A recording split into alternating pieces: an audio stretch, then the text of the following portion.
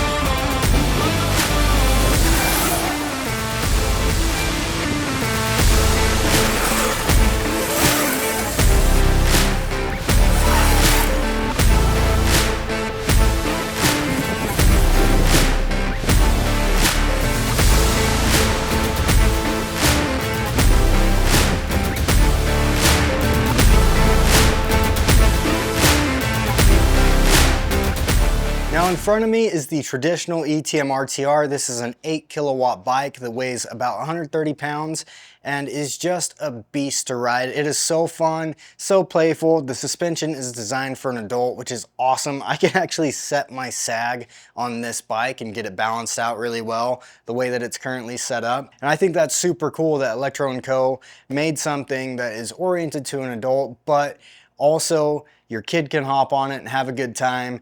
And the price point on this thing is unbeatable. It's pretty incredible the price that they came in with this ETM RTR. However, Electro Co just announced their ETM RTR Lite version, which is cheaper than this model. It is a bit slower. It's 5 kilowatts instead of 8 kilowatts like this one, but the price point is $2,200, which is unbelievable to go and get a brand new bike, still the same build quality, just a little bit lighter and also a little bit less powerful. Although this bike is incredible out of the box, there are a couple of things that I want to do to just personalize it for myself and show you guys some upgrades that you can do to this awesome little pit bike. I'm really excited to get into this because I've got some really cool stuff to show you guys. So let's go ahead and dive into what upgrades I will be doing to the Electro Co ETM RTR.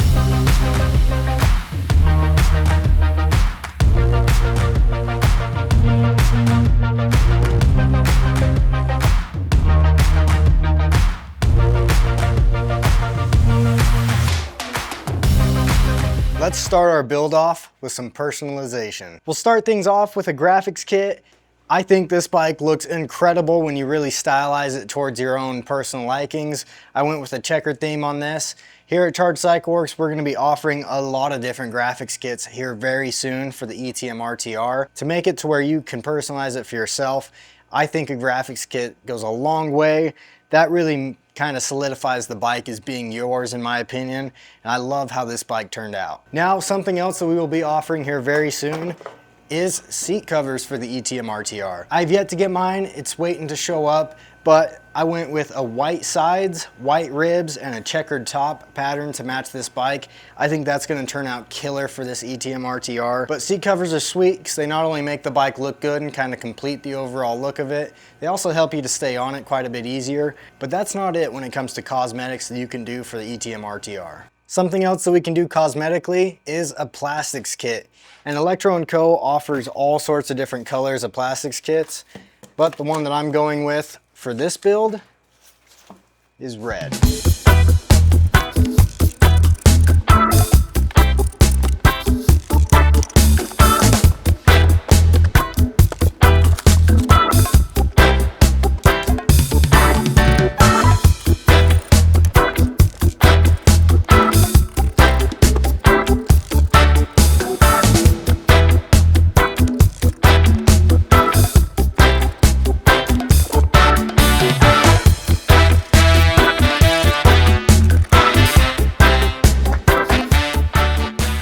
That turned out sick. I love how this looks in red. I kind of wish I did this to my bike before I got it wrapped, but hey, before I think about this too much more, let's talk about some more upgrades that we can do to the ETM RTR.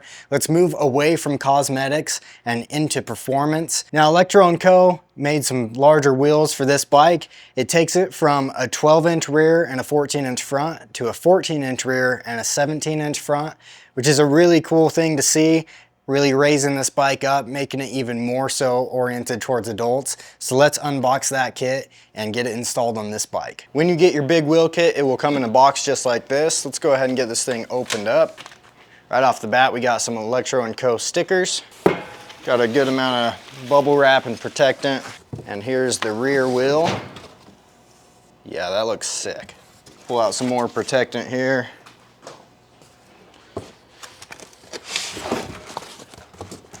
Pull out the front wheel. These tires have got some really good meat on them already. That's nice. They included some new brake rotors as well as brand new bolts for those. You've got a new and larger sprocket. It's an 86.2 sprocket, which also means you're gonna need a new chain. And they also include that new chain in there. So the chain for that sprocket is a 140 length. So really awesome that they include that for you. So you can go ahead and install this kit on your bike.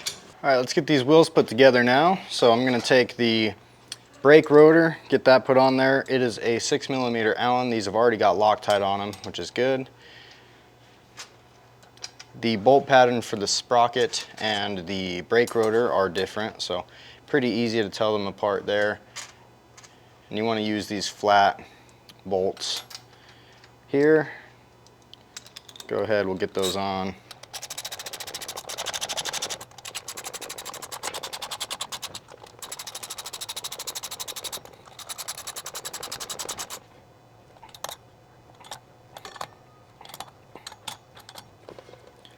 Now we can do the sprocket. Now for this, I do want to add some blue Loctite to these bolts.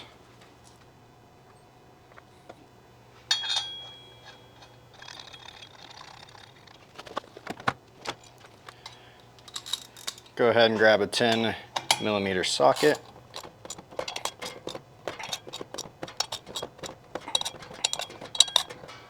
And then move on to the front wheel. Same thing for the front. You'll take your 6mm Allen bolts.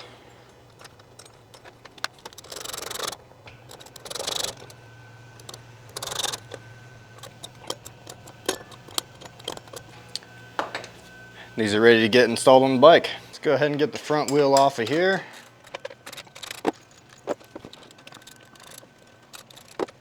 Get the new wheel put on.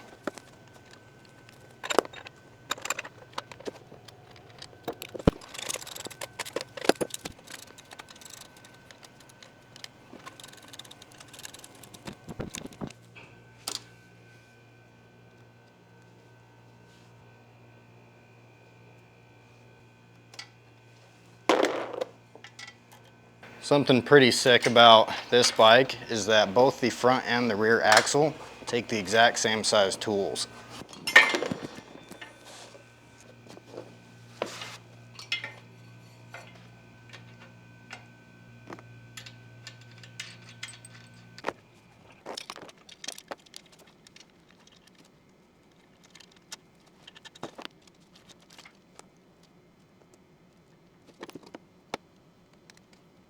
All right, I'm not gonna lie, that big wheel kit on this bike is super sick.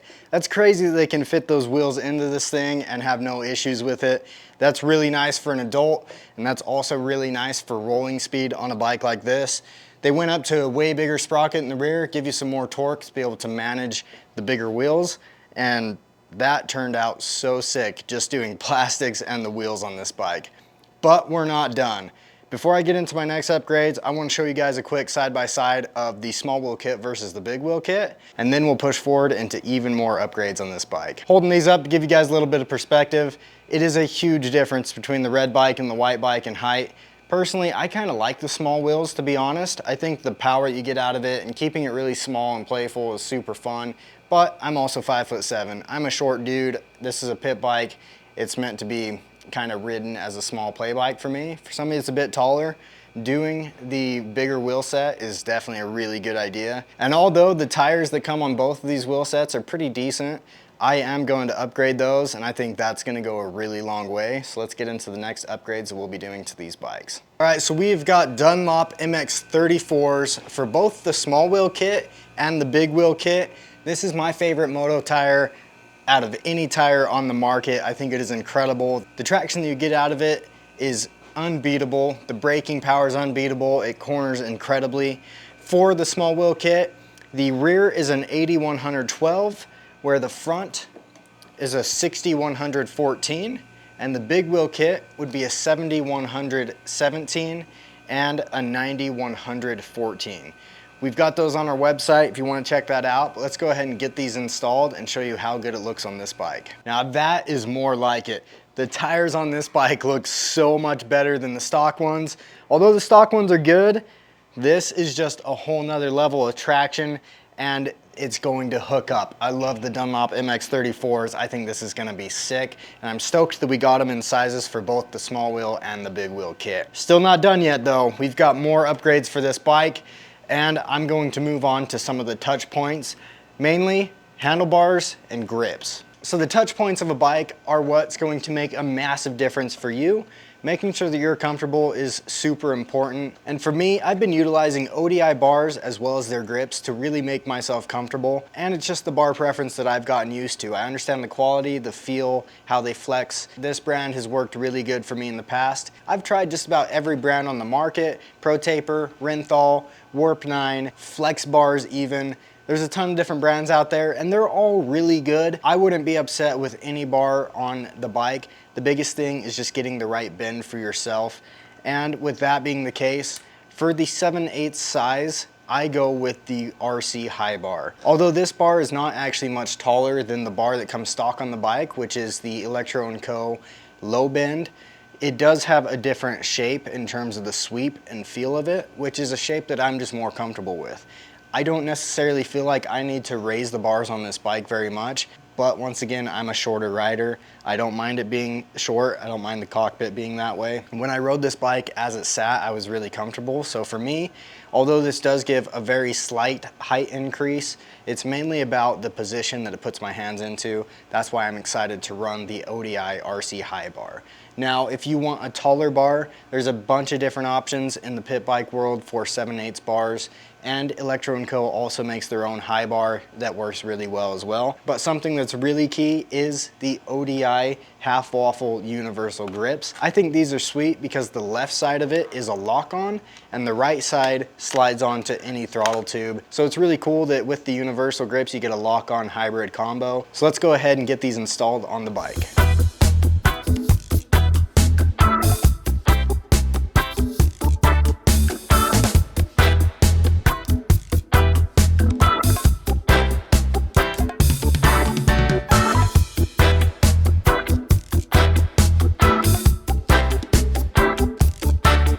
White grips on a white bike with some ODI bars, that's sick. I think this looks so killer as it sits.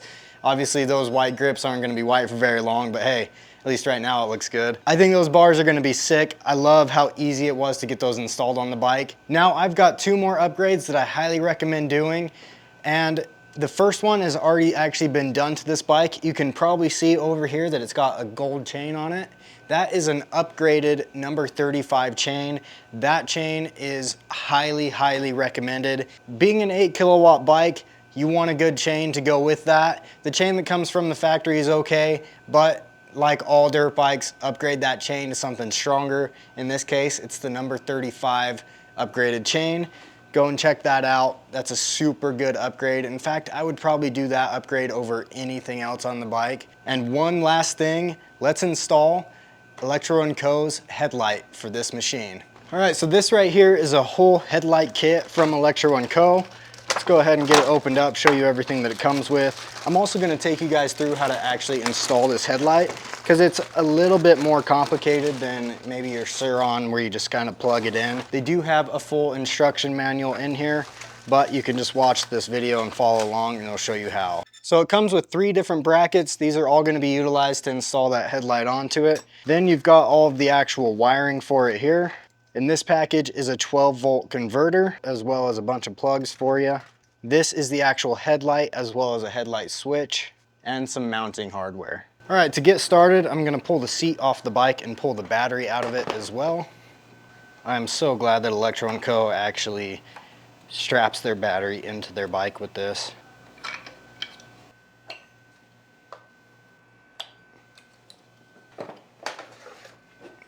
Now that the battery's out of the bike, it's also important to turn the key on for a second.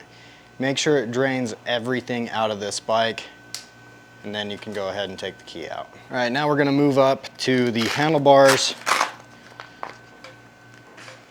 Take this display off and put it on a new bracket. Now I'm gonna remove the front number plate on the bike using a 4mm Allen. Pull that off. All right, so now I'm gonna take this new bracket and install it onto the display where the old bracket is. When you install this bracket onto the headlight, you wanna make sure that the cable coming off of the bracket is sitting on the back side of it so that the front side is open and exposed. This is where you're gonna mount the headlight. And now I can take these two holes and mount it back to the handlebar by simply just putting it right back under there.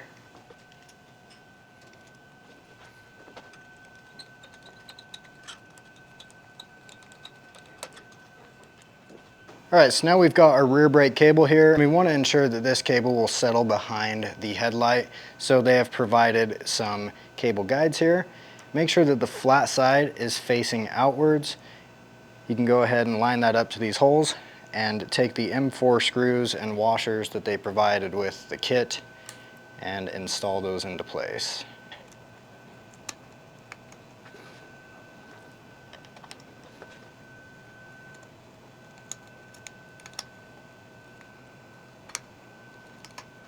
All right, now we're going to take our headlight and route it through this opening here that goes underneath the display. Route that through, bring it down the rider's left side.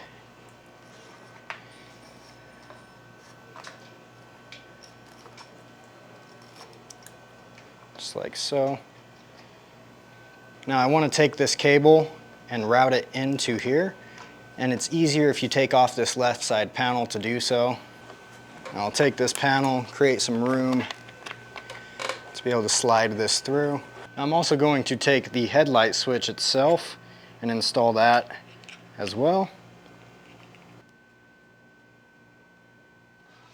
And then like I did with the headlight, I'm going to take this cable and also route it in the exact same fashion. So I'm going to bring it over here to the rider's left side and route it into the same location that I put the headlight power. I'm going to take a couple of zip ties and just clean that up into a location to where it won't come loose on me.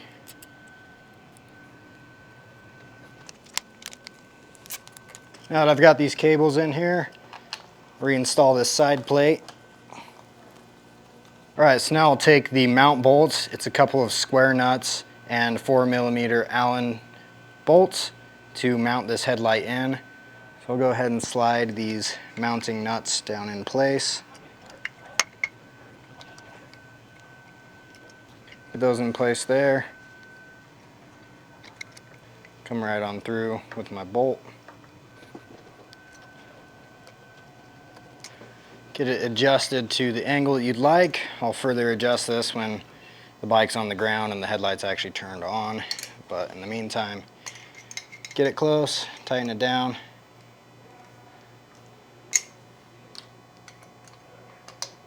We'll move on to the next step. Now I can also take and reinstall my front number plate. It's a little bit trickier to get up in there now, but slide it up in place. Fits pretty seamlessly. Take your bolt.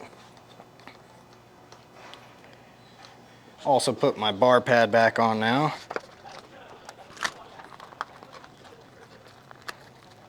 All right, we are now going to get this plate mounted up for the 12-volt converter here. This is going to set right down in here. This will mount to it, but first I need to remove this mud guard from underneath. There's quite a few 4mm Allens under here. Just loosen those off.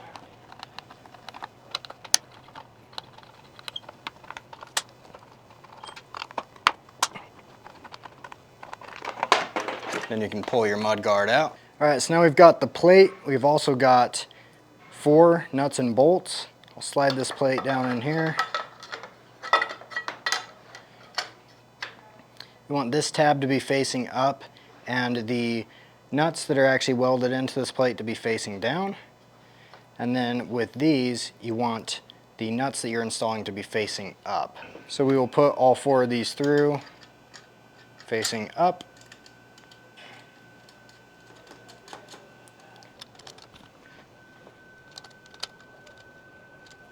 I'm going to grab a 10mm socket, 4mm Allen, tighten these together.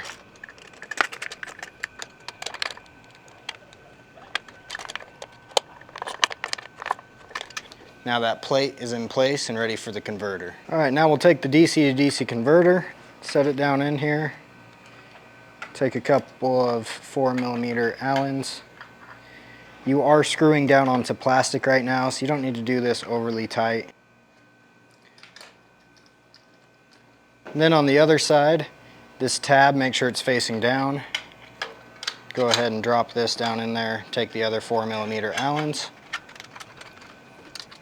Put that in place on the bracket. Now the actual hardware is on the bike. This is where it gets a little complicated on what to plug into what, but Electro Co has this in their diagram. It's kind of simple to follow. So what I'm going to do is take this wiring harness here that is separate from the ones that we installed. I'm going to find my power on and off switch, which is right here in the bike. I'm going to plug this harness into it. All right, now coming off of the DC converter, there is a connector right here. It's the one with the red and black on it. That is also a 3-pin. That is what I'm going to take and plug this wiring harness that I just plugged into the actual headlight switch. I'm going to plug that in back here into the actual converter. All right, now every single one of these plugs here is all a 12-volt accessory plug. What I'm going to do is take the headlight plug and plug it into one of these. It does not matter which one it is. Just go ahead and plug that in. You can then take and cover up all of these additional plugs if you would like to. Maybe use some heat shrink on those. And then we'll find a home for all of these wires into the bike to where they get tucked away. But before we do that, let's move some of these wires out of the way, install this battery, turn it on, and see if everything works. Battery is now in the bike. This is the wiring harness that we plugged in to the bike.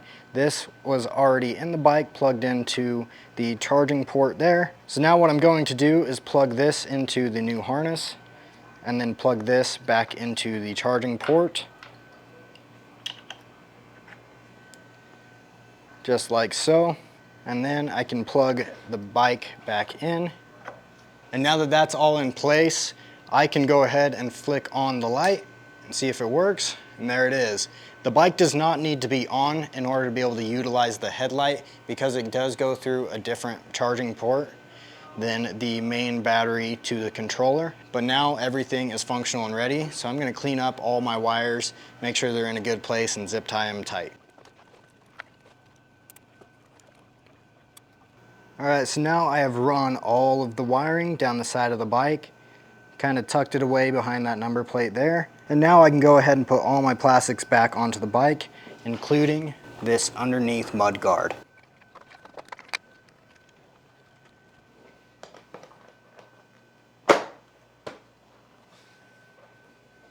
Wow guys, check this thing out. It looks killer.